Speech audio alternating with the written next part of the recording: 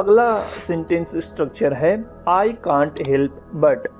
I can't help but का मतलब होता है मैं खुद को रोक नहीं सकता। और अगर आप इस तरीके से कहें आई कुडंट हेल्प बट, तो इसका मीनिंग होगा मैं खुद को रोक नहीं पाया। इसकी एग्जाम्पल्स हैं I can't help but smile when I C you, यानी जब मैं तुम्हें देखता हूँ तो खुद को हंसने से रोक नहीं सकता या खुद को मुस्कुराने से रोक नहीं सकता। इसका इस तरीके से हम ट्रांसलेशन करेंगे I can't help but smile, यानी मैं खुद को मुस्कुराने से रोक नहीं सकता।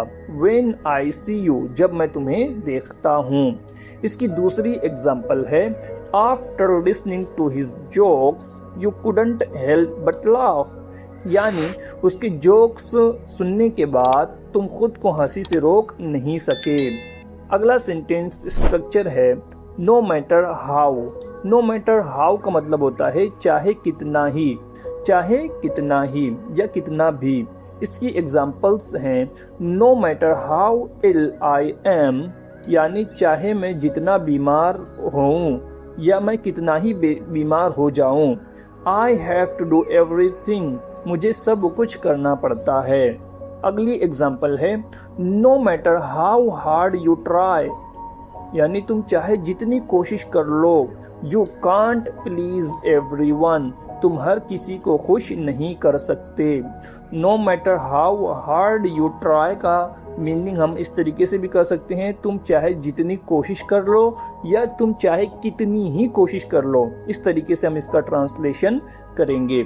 अगला सेंटेंस स्ट्रक्चर है the reason why is that. The reason why के बाद हम किसी बात को रखेंगे और इज दैट के बाद हम वजह बताएंगे। The reason why is that का ये जो फ्रेज है, इसका यूज हम किसी बात की वजह बयान करने के लिए करते हैं। आइए हम इसे एग्जाम्पल्स के जरिए समझने की कोशिश करते हैं। The reason why I am late is that I missed the bus, यानी मेरे ताखीर से आने की वजह ये है कि मैंने बस को मिस कर दिया या मुझसे बस मिस हो गई, बस छूट गई। The reason why I am late का मीनिंग है मेरे ताखीर से या मेरे लेट होने की वजह ये है। क्या है उसको हम इज़ के बाद बयान करेंगे। जो वजह है उसको हम किसके बाद बयान करेंगे? इज़ के बाद। तो वजह क्या है?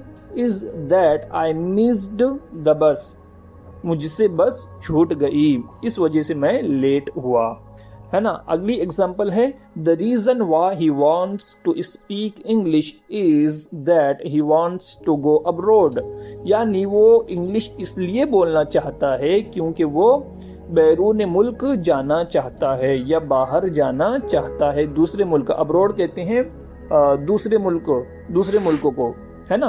तो the reason why he wants to speak English, यानी वो इंग्लिश इस वजह से बोलना चाहता है, वो वजह क्या है? इस के बाद बयान करेंगे is that he wants to go abroad, यानी वो अब्रोड जाना चाहता है, इस वजह से वो इंग्लिश सीखना चाहता है।